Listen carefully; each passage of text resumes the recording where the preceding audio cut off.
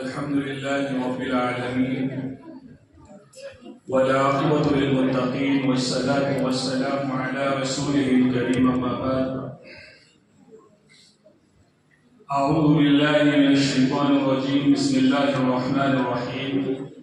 وبشر العباد الذين يستمعون القول ويتبعون أحسنه أولئك الذين هداهم الله وأولئك هم أولو الألباب. صدق الله العظيم. وقال النبي صلى الله عليه وسلم إن الله يرفع بهذا الكتاب أقواما ويدع به آخرين. رواه الترمذي. وفي مقام آخر قال النبي صلى الله عليه وسلم القرآن مشفع وماحل مصدق من جعله أمامه قاده إلى الجنة ومن جعله خلف ظهره ساقه إلى النار. رواه ابن حبان. اسٹیج پہ تشریف فرما موقر و مبجل حضرات علماء اور ہمارے تمام کے سرپرست مشرق اور محسن محمد مدرسہ علوم حضرت مفتی عبدالحکیم صاحب مظاہری، یہ آپ لوگوں کی محبت ہے کہ آپ کے درمیان ہم لوگ موجود ہیں. آپ سے ہمارا پرانا اور گہرا ربط ہے اور یہ دلوں سے ہے اور محبت سے ہے. اس لیے جب بھی یہاں آنا ہوتا ہے ماضی کی یاد تازہ ہو جاتی ہے. ایک شعر ذہن میں آیا، اگرچہ اس کو کہنے میں علماء نے منع کیا ہے، یاد ماضی عذاب ہے یا رب، یاد ماضی عذاب ہے یا رب، حافظہ چین مجھ سے چھین لے میرا. تو یہ مناسب نہیں ہے، لیکن شاعر آزاد ہوتا ہے کچھ بھی کہتا ہے. بہرحال یہ آپ کی محبتیں ہیں اور آپ کا تعلق ہے کہ یہ سلسلہ ٹوٹا نہیں اور جاری ہے. ٹوٹا ہی نہیں تھا، موقوف ہوا تھا. محبتیں آج بھی دل میں باقی ہیں. میں تمام اہل سیکا کا اور اپنے محسن مفتی عبدالحکیم صاحب کا اللہ ان کی عمر میں برکت عطا فرمائے انتہائی زیادہ ممنون اور مشکور ہوں. بہت سی باتیں حضرت مفتی ارشاد صاحب نے کہی، میں وہیں سے بات کا سلسلہ شروع کرتا ہوں. ایک بہت بڑی شخصیت ہمارے درمیان گزری ہے، مفکر اسلام، جن کا حوالہ مفتی صاحب نے دیا، جس نے دنیا کی خاک چھانی ہے، جس نے عرب کو دیکھا ہے، جس نے عجم کو جانچا ہے، جس نے یوروپ کے سنگلاخ میں سفر کیے ہیں، جس نے سمندری راہوں میں سفر کیے، جس نے عرب کے ریگستان میں تپتی ہوئی دھوپ میں جو ہے سفر کیے ہیں، جو مصر کا بےتاج بادشاہ بھی رہا، جو علماء عرب کے درمیان مسلم اور مقبول رہا. وہ شخصیت کون ہے؟ وہ آپ کے اپنے ہندوستان کے نامور شخصیت مفکر اسلام حضرت مولانا علی میاں ندوی رحمۃ اللہ علیہ، جو تکیہ رائے بریلی سے تعلق ہے. آپ ان کے گاؤں کو جا کر دیکھیں گے تو آپ کو لگ نہیں سکتا کہ اتنی بڑی شخصیت جس نے پوری دنیا چھان رکھی ہو وہ اس گاؤں سے تعلق رکھے گا. اس سے یہ بات سمجھ بھی آئی اور یاد بھی آئی کہ علم کسی کی میراث نہیں ہے. علم کسی کی میراث نہیں ہے، یہ خاندان کے سلسلے سے نہیں چلتی. یہ تو جہاں جوہد مسلسل، جہاں راتوں کی سستیاں، جہاں دل کی طرف اور سد اور آہیں جہاں ہوں گی وہاں سے انقلاب برپا ہو جائے. بہرحال مفکر اسلام نے ایک بات اپنی کتاب میں لکھی، حضرت کے الفاظ نقل کرتا ہوں. حضرت نے فرمایا گھر گھر نہیں ہو سکتا تو محلہ محلہ، اور نہیں ہو سکتا تو کسی بڑے بڑے گھر کا صحن، اگر یہ نہیں ہو سکتا تو کسی مسجد کے اندر مکتب کو ضرور قائم کیجیے. اور حضرت کے الفاظ ہیں کالج، اسکول، انسٹیٹیوٹ اور جتنے بھی دنیا کی ایجوکیشن کے نظام ہیں، جتنی ترتیبیں ہیں، جتنی اونچی اس کے اندر ایجوکیشن دی جاتی ہو، یہ ہزار درجے بہتر ہے مکتب کی تعلیم. اور اتنی مضبوطی سے میں نے وہ بات کیوں کہی اور حضرت یہی کی بات کیوں نقل کی؟ اس کی وجہ میں نے اس کا پس منظر شروع میں بیان کیا۔ مفکر اسلام نے یورپ دیکھا ہے، مفکر اسلام نے ہندوستان دیکھا ہے، مفکر اسلام نے عربستان دیکھا ہے، مفکر اسلام نے ہندوستان کے گاؤں دیہات اور شہروں اور گہرائی سے مطالعہ کیا۔ انہوں نے ان آنکھوں سے دنیا کو نہیں دیکھا، انہوں نے دل کی آنکھوں سے اس دنیا کو دیکھا ہے۔ اور کیسی عظیم شخصیت، میں آپ کو کیا بتاؤں، حضرت والا، آپ اندازہ لگائیے اس بات سے اس شخصیت کا معیار کتنا بلند ہوگا اللہ کی طرف سے، کہ دنیا کے اندر مقالے کسی شخصیت اور اس کے دنیا سے جانے کے بعد پڑھے جاتے ہیں۔ ایک واحد شخصیت ایسی میں نے دیکھی، ہو سکتا ہے میرے مطالعے میں یہی ہو، اور بھی شخصیات موجود ہو، انحصار نہیں کرتا، لیکن حضرت والا مصر کے اندر موجود ہے، اور حضرت کی صدارت میں مصر کے علماء آپ پر مقالے آپ کے سامنے پیش کر رہے ہیں۔ جو شخصیت یہ بات کہے، جس نے حالات کو گہرائی سے پڑھا ہے، تو پھر یقین جانیے کہ وہ کتنی ضروری چیز ہے۔ اس لیے اس دور میں علماء نے لکھا کہ مدارس کی ضرورت سے زیادہ مکاتب کی ضرورت ہے۔ میں نے جملے پہ غور کیا تو بعد میں کھل کر بات یہ سامنے آئی کہ مکاتب کے اندر اور جب دارالعلوم کے اندر اور جامعات کے اندر جو طلباء اور جو بچے ہمارے پاس آتے ہیں وہ مختصر آتے ہیں، 3% 4% اتنا آتا ہے، لیکن مکاتب عام جگہ ہے، مسجد کے اندر قائم ہونے والی چیز ہے۔ یہاں ہر چھوٹا، ہر طرح کا طالب علم سے مکتب میں آنا لازمی ہے۔ تو غور کرنے سے معلوم یہ ہوا کہ مکتب سے نکلنے والا آدمی ہر عام آدمی ہوتا ہے، اور مدارس سے نکلنے والے علماء ہوتے ہیں۔ تو بات یوں سمجھ میں آئی کہ مدارس علماء تیار کرتے ہیں کہ وہ مکاتب کا نظام دیکھے اور وہاں سے ایک بہترین آدمی کو دنیا کے اندر دستیاب کرے۔ جیسے یہ علماء بیٹھے ہیں جنہوں نے مکاتب پر محنت کی، یہ مدارس کی دین ہے، لیکن انہوں نے مکاتب قائم کیے اور اس سے نکلنے والے افراد عام ہیں، یہاں عالم نہیں ہوتے۔ اب دیکھیے، اگر آپ کا بچہ یہاں پڑھ رہا ہے، کل کو وہ تاجر بنے گا، آپ کا بچہ یہاں پڑھ رہا ہے، کل کو وہ ڈاکٹر بنے گا، آپ کا بچہ یہاں پڑھ رہا ہے، کل کو وہ انجینئر بنے گا، آپ کا بچہ یہاں پڑھ رہا ہے، کل کو وہ کسی یونیورسٹی کا پروفیسر بنے گا، اگر آپ کا بچہ یہاں پڑھ رہا ہے، کل آپ اسے کسی اسکول کی بہترین تعلیم دیں گے،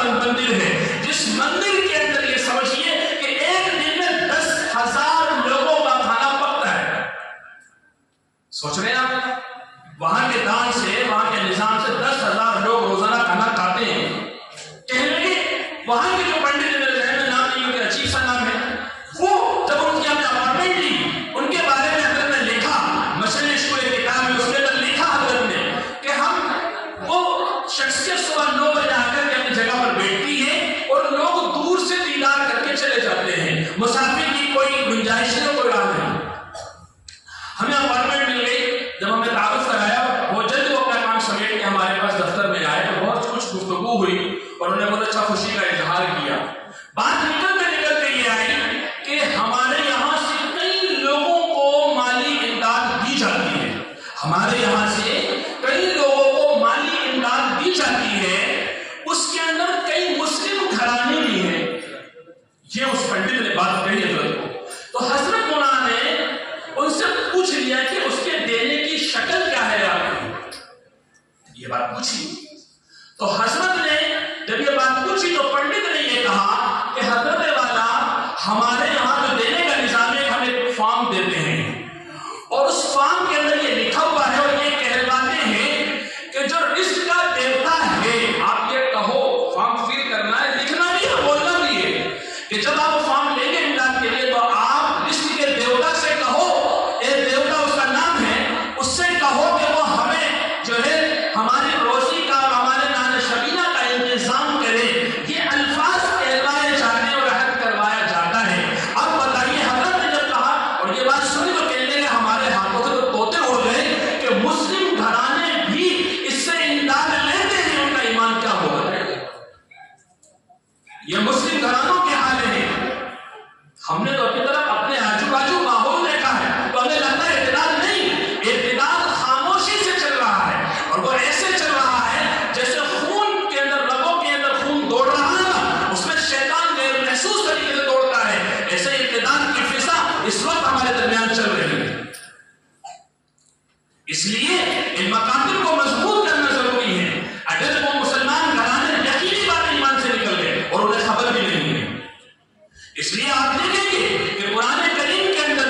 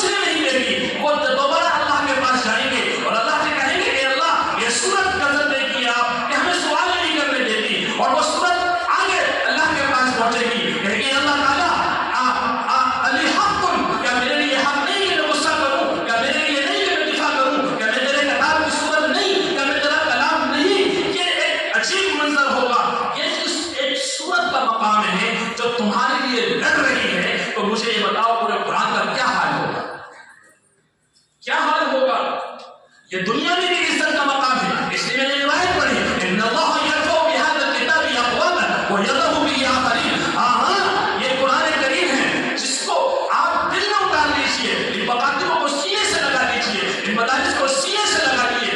آپ مدارس کی بہتات کو دیکھ کر وحشت میں مت آئیے، آپ مکاتب کی بہتات کو دیکھ کر آپ ڈرنے مت پڑیے. مجھے بتائیے کہ آپ کی جیب سے اور میری جیب سے مدرسے چل سکتے ہیں؟ نہیں چل سکتے. علامہ حجت الاسلام القاسم النانوتوی رحمۃ اللہ علیہ نے اصول اشعانہ میں لکھا تھا کہ ان مدارس کو آپ کسی فیکٹری پر محمول مت کریے، ان پر موقوف مت کریے، انہی عوامی چندے پر رکھیے. معلوم یہ ہوا کہ تمہارے پیسوں میں برکت ہے، لیکن ان چھوٹے چھوٹے پیسوں سے اور ان چھوٹے چھوٹے رقموں سے اللہ بڑے نظام کو چلاتا ہے. یاد رکھیے یہ باقی ہے، ہم باقی ہیں، یہ ختم ہم ختم. اگر نظام زندگی چاہتے ہو تو قرآن کو پکڑنا پڑے گا. نظام حیات چاہتے ہو، عزت چاہتے ہو تو اس قرآن کو پکڑنا پڑے گا. مجھے تاریخ یاد آئی،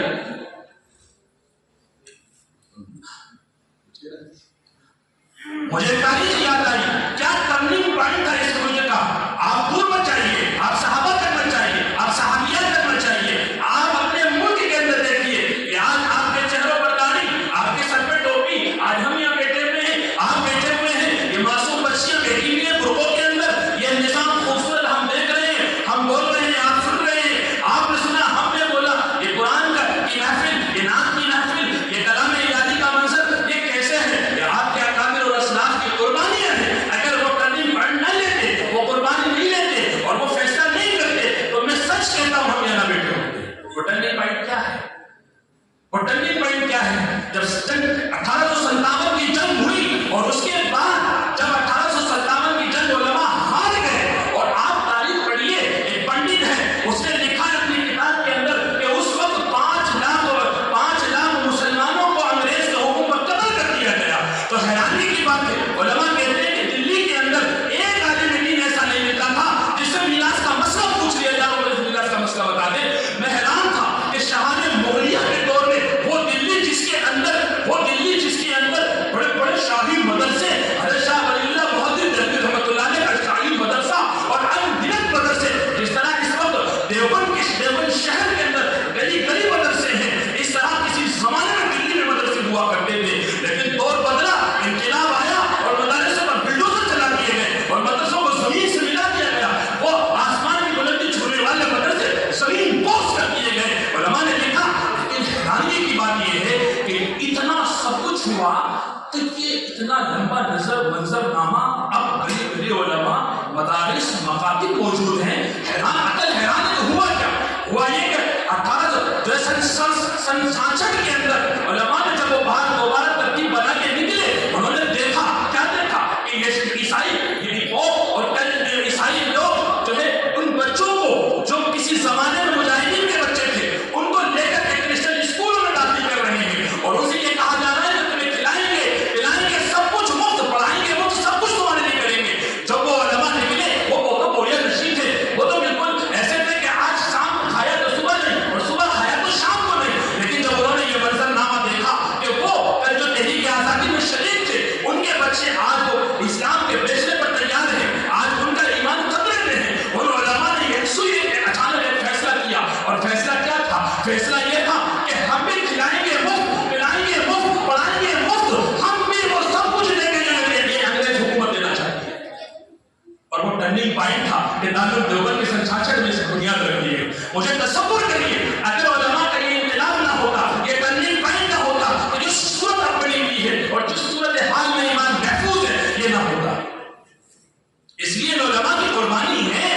اس لیے میں یہ کہتا ہوں، لوگ یہ کہتے ہیں کہ مدارس بہت ہو گئے، مکاتب بہت ہو گئے. جاؤ کوفہ اور بغداد کی گلیوں سے پوچھو، جاؤ آج کا منظر نامہ دیکھو، جہاں امام ابو حنیفہ، جہاں امام بخاری، جہاں امام شافعی، جہاں امام احمد بن حنبل، نہ جانے کتنے علماء، قاضی ابو یوسف جیسی شخصیت ان علاقوں کے اندر جب ہم کتابوں میں پڑھتے ہیں تو ایسا منظر نامہ سامنے آتا ہے، ایسا لگتا ہے کہ ہر طرف رسمائیں ہیں اور بڑے بڑے علماء کے حدیث چل رہے ہیں اور فتاووں کی تعداد میں شریک ہو رہے ہیں. اور اب آپ کیا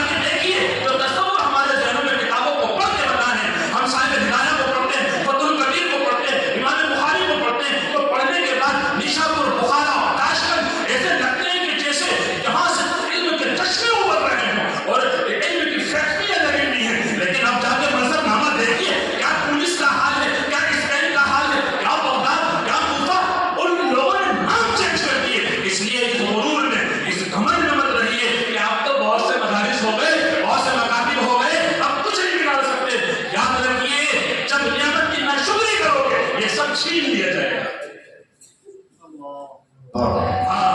ये सब छीन लिया जाएगा। इसलिए कभी ये मत कहो अपनी जबान से, मैं कहता हूँ, मैं हल्फिया बात कहता हूँ, ये मदारिस ये मकानी बात की ईमान के बाद के बच्चों के ईमान की जबान है, यकीन बात है ये। और इस दौर में जबकि मुफ्ती साहब वो बात कह चुके, मैं दोहराऊंगा नहीं, जबकि मशहरी स्कूल तैयार किए जा चुके, सिलेबस आप अभी 2020 की आप मुफ्ती साहब ने बात की कि सिलेबस अब तैयार किया गया। मैं ये कहता हूँ आप जब से पढ़ रहे हैं उससे पहले से उसके अंदर कुफरियाना तसव्वुर दिया गया है। आपने कभी आपकी किताब पढ़ी होगी, 5वीं की 4थी की किताब, हिंदी की किताब पढ़ी होगी, तो आप जब पहला वर्ष देखते हैं या आखिरी का पीछे का बर्फ देखते हैं, जो मोटा वाला बर्फ होता है चौक का, उस पर आपने देखा होगा एक इल्म की और शिक्षा की देवी का फोटो होता है नहीं होता है? अरे जिनने स्कूल पढ़ा होगा वो तो हाँ कर दो भाई, और नहीं हो तो देख लेना जाकर के जो पुरानी किताबें जो सरकारी उससे निकल कर आती है, उन पर फोटो है बाकायदा रश्मि, ये शिक्षा की देवी। आप अंदाजा लगाइए, जब आपके पहला पेज खुलने से पहले आपके बच्चे की उस तस्वीर पर नजर पड़ी, तो आज नहीं तो कल तो अकीदत बनना ही है ना भाई। मैं बहुत इस मिसाल को बहुत अच्छे से समझाता हूँ, बार बार समझाता हूँ। मैं फिर आपको एक मिसाल देकर समझाता हूँ कि कोई चीज कितनी ही बुरी हो, कितनी ही खराब हो, लेकिन जब उससे ताल्लुक हो जाता है तो उसकी कबाहत, उसका शर भलाई में तब्दील होना महसूस होता है। जैसे आप कितने बड़े अल्लाह वाले हो, आप मुफ्ती आजम, लेकिन जिस गली से आप गुजर के मदरसे जाते हैं या जिस गली से गुजर के आप मस्जिद नमाज पढ़ने जाते हैं, आपका बरसों का मामूल है, लेकिन अगर उसी नुक्कड़ पर कोई आदमी गाना बजाता है, क्या बजाता है? गाना बजाता है। मुफ्ती साहब निकले 1:15 बजे और जैसे उस नुक्कड़ पहुंचे गाना चल रहा है, और वो कोई भी गाना चल रहा है, मैं कहता हूँ मुफ्ती साहब पूरा ऐसे ओढ़ के और तस्वीर लेके चले जाए वहां से, लेकिन रोज गुजर रहे हैं, गाना सुनना हराम, गाना बोलना हराम, उसके अंदर जो है निफाक है, सब कुछ। लेकिन मैं आपसे पूछता हूँ, क्या मुफ्ती साहब को 1 साल बाद वो गाना याद नहीं होगा? सही बताना ईमानदारी से हो जाएगा। और उसकी वो बात जो बात आज 1 साल से पहले वो बात वहां नहीं बचेगी। क्या मतलब हुआ? किसी चीज का ताल्लुक आदमी के अंदर या तो उसका उन्स बढ़ा देता है या उसकी नफरत बढ़ा देता है। इसलिए आपने देखा होगा कि जो शैतान की तरफ से जो हरकतें हैं, जो कुफरियाना बातें हैं, जो कुफरियाना अमल है, उसके अंदर शैतान उनकी नफरत खत्म कर देता है और मोहब्बत पैदा हो जाती है। इसलिए आपसे कहता हूं, बनिए तुफैल दोषी की तरह बनिए हबीब बिन ज़ैद की तरह बनिए। और कुरान को मैं वाकई कह रहा हूं आखिर में आपसे, ये कुरान वाकई इज्जत दिलाने वाला, दुनिया के अंदर भी, हश्र में भी और जन्नत में पहुंचाने वाला है। मैंने आपसे कहा कि दुनिया में कोई नबी नहीं, कोई रसूल नहीं जो अल्लाह के सामने हुज्जत करे।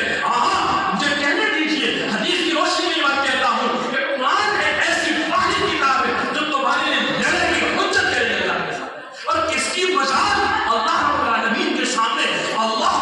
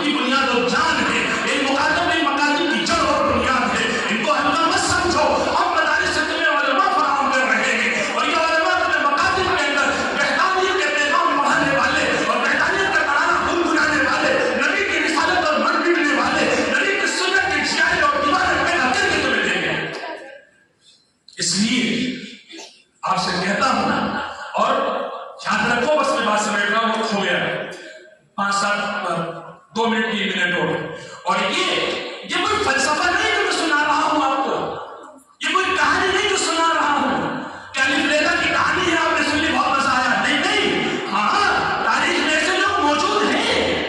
آپ صحابہ کو دیکھیے، طفیل بن عمرو دوسی قبیلہ دوس کا تعلق رکھنے والے، حج کا موقع آیا، مشرکین مکہ اور محمد صلی اللہ علیہ وسلم کے درمیان میں ایک زبردست تصادم چل رہا تھا۔ مشرکین مکہ ہر آنے والے آدمی کو اپنی طرف کھینچنے کے لیے ہر حربہ، ہر کوشش، ہر پلاننگ کرتے تھے، اور آپ صلی اللہ علیہ وسلم سے نفرت دلانے کے لیے جتنا ممکن ہو سکتا تھا وہ سب کرتے تھے۔ طفیل دوسی اس موقع پر آئے تو لوگ نکر پر تو مشرکین مکہ بیٹھے ہوئے تھے، اور طفیل دوسی کو دیکھ کر، کیونکہ وہ طفیل قبیلہ دوس کے سردار تھے، انہیں پکڑ لیا گیا اور اسے کہا گیا طفیل تم مکہ میں جا تو رہے ہو، لیکن یاد رکھنا ایک محمد نامی شخص ہے اور وہ بہت عجیب باتیں کرتا ہے، اس کی بات میں عجیب سا جادو ہے، وہ اگر میاں سے بات کر لے تو میاں بیوی سے جدا ہو جائے، بیوی سے بات کر لے تو وہ میاں سے جدا ہو جائے، بھائی میں نفرت کر دی، 2 خاندان ہم نے سامنے کر دیے، نہ جانے کیسا جادو ہے اس کے کلام میں، تم بات مت سننا، تم بات مت سننا۔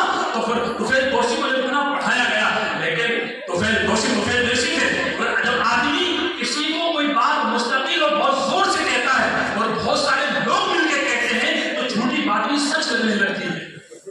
یاد رکھنا یہ بات، جب بہت سارے لوگ ایک ساتھ مل کر ایک بات کو بار بار اور ایک ماحول بنا کے جب کہتے ہیں تو وہ غلط بات بھی صحیح کرنے لگتی ہے کہ ہاں واقعی ایسا ہوگا۔ تو پھر دوسی کے ساتھ وہ بھی ایک عام انسان تھے، ان کے ساتھ بھی ایسا ہی ہوا، انہوں نے کہا ٹھیک ہے صاحب آپ کہتے ہیں میں کان میں روئی ڈال لیتا ہوں، سنوں میں نہیں محمد کی بات۔ اور طفیل دوسی کان میں روئی ڈال کے مکہ میں گھوم رہے ہیں، اتفاق ایسا ہوا کہ بیت اللہ کے اندر زیادہ اللہ شرف و کرامہ کہ وہاں اللہ سب کو وہاں کی حالی نصیب فرمائے، وہاں آپ صلی اللہ علیہ وسلم نماز پڑھ رہے تھے۔ طفیل دوسی نے جب دیکھا تو کیونکہ طفیل دوسی ایک ادیب، ایک شاعر اور ذوق کلام پر ماہر، عربی زبان کا ماہر اور ذوق آدمی، ایک ادیب تھا اور سخی تھا، اور سخاوت ایسی کہ ان کے گھر میں کبھی بھی چولہے سے ہانڈیاں نہیں اترتی، مہمانوں کا تانتا لگا رہتا ہے، مہمانوں کے گھر کھلے، دیگوں میں کھانے پک رہے ہیں، روٹیاں بن رہی ہیں اور مستقل تندور چل رہا ہے، ایسا آدمی۔ اس نے کہا اتنی پرکشش شخصیت، اتنی جاذب نظر، کیا بات ہے، میں کوئی بیوقوف آدمی ہوں، میں تو خود پڑھا لکھا ہوں، سمجھدار ہوں، بات ایک بار سن لینا چاہیے، بات ایک بار سن لینا چاہیے، محمد کہتا کیا بگڑ جائے گا، غلط ہوگا تو ہٹ کر دیں گے، صحیح ہوگا تو مان لیں گے، میں پاگل تو نہیں ہوں، تو قبیلے کا سردار ہوں۔ تو پھر دوسی نے یہ دل میں فیصلہ کیا، آپ صلی اللہ علیہ وسلم میرے اور آپ کے آقا محمد صلی اللہ علیہ وسلم سلام پھیر کر کے آپ تشریف لے جائے تھے گھر کی طرف، تو پھر دوسی پیچھے دھیرے آپ کے ساتھ گھر میں گھس گئے۔ اللہ کے نبی نے دیکھا، بولے طفیل کیا بات ہے، کہا کہ اس طرح سنا ہے، تو آپ صلی اللہ علیہ وسلم نے اسلام کی دعوت دی، اور طفیل دوسی نے آنکھوں میں سے روئی نکالی، اور اللہ کے رسول صلی اللہ علیہ وسلم نے ایک چھوٹی سورت سورہ اخلاص اور سورہ فلق، قل هو اللہ احد اللہ الصمد لم یلد ولم یولد، جب یہ سورت پڑھی ہے تو طفیل دوسی نے کہا اے نبی محمد اپنا ہاتھ بڑھائیے اور مجھے کلمہ پڑھائیے، میں نے دنیا میں سارے کلام پڑھے ہیں، میں نے عربوں کے کلام پڑھے ہیں، بڑے بڑے شعراء کے کلام پڑھے ہیں، میں نے عرب و عجم کے کلام پڑھے ہیں، میں نے بڑے بڑے ادیبوں کے کلام سنے ہیں، لیکن ایسا کلام، خدا کی قسم یہ کلام کسی انسان کا کلام نہیں ہو سکتا، یہ کلام اللہ ہے، یہ زمین تک کی بات ہو ہی نہیں سکتی، یہ تو آسمان کے اوپر کی بات ہے، آپ اپنے ہاتھ بڑھائیے اور مجھے کلمہ پڑھائیے۔ یہ زندگیاں ہیں، یہ تو ہماری نہلی ہم سمجھتے ہیں کہ قرآن سے تلاوت تک ہے، یہ تو علماء کا کام سمجھنے کا۔ میں سچ کہتا ہوں، عزم النواجذ، ارے پکڑو اپنے دانت سے پکڑ لو قرآن کو، دنیا میں کچھ پکڑو نہ پکڑو، کسی چیز کو سینے سے لگاؤ یا مت لگاؤ، دنیا آنی اور جانی ہے، اور اس کو یہ دنیا فانی ہے، ختم ہے، تماشا ہے، جس دن میرا سانس بند ہوا، میرے دل کی دھڑکنیں بند ہوئی، کھیل تماشا ختم، لوگ 4 لوگ کندھے پر اٹھا کے مجھے گڈھے میں پھینک آئیں گے، کوئی حساب نہیں ہے، لیکن یاد رکھو قرآن پڑھا ہوا ہے تو کام آئے گا۔ اس لیے عمر بن خطاب رضی اللہ تعالیٰ عنہ کو دیکھو، ایک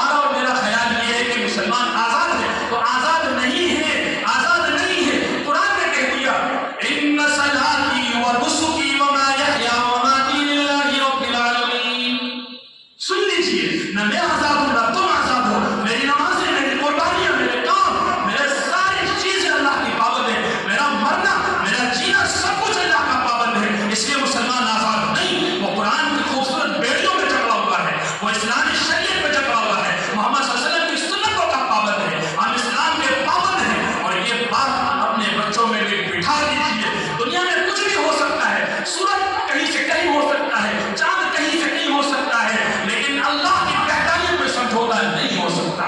और इसके लिए मुझे और आपको मेहनत करनी होगी, मुझे और आपको इन मकातिब को, इन मदारिस के हाथ मजबूत करने होंगे। और याद रखो, कमी कोताही सब में होती है, इंसान है, इसके अंदर कमियां होती हैं। कमियों को छोड़ो, खूबियों को देखो।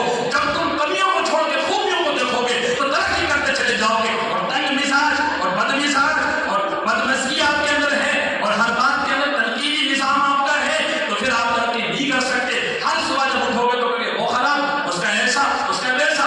याद रखो, जब तक आदमी किसी बात के अच्छे होने पर यकीन नहीं करता वो तरक्की नहीं करता, और जिस दिन वो तनकीदी मिजाज करा लेता है वो आगे नहीं बढ़ सकता। इसलिए दो बातें कहने के बाद खत्म। एक, तनकीदी मिजाज को खत्म कीजिए।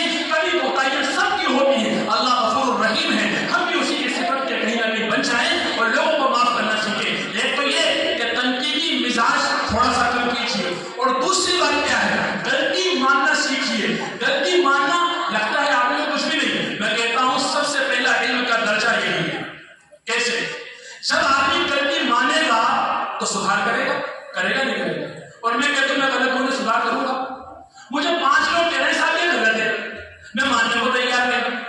अब मैं मानूंगा नहीं तो सुधारूंगा करना, बताइए हो सकता है ऐसा? ये घरों के अंदर इन्हें मानते नहीं है। मानो अगर कोई बात है उसे बिना चू चढ़ा मान लेते। साहबा में नहीं जा रहा हूं, जैसे साहबा मान लेते थे फौरन, कितनी बड़ी गलती हो मान लेते थे कि हाँ सही।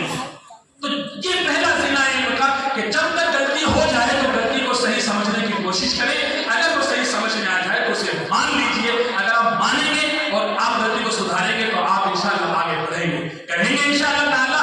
तो इन मकातिब को मजबूत कीजिए और इन मदारिस को मजबूत कीजिए, उलमा की मदद कीजिए। और मैं आखिर में बस वही सवाल दोहरा रहा हूँ कि आप इनसे ये मत कहिए कि ये कर लीजिए, इनसे ये कहिए कि मौलवी साहब हम तैयार हैं, बताइए करना कैसे है, और जेब को ढीला कीजिए, करेंगे इंशाअल्लाह। अल्लाह ताला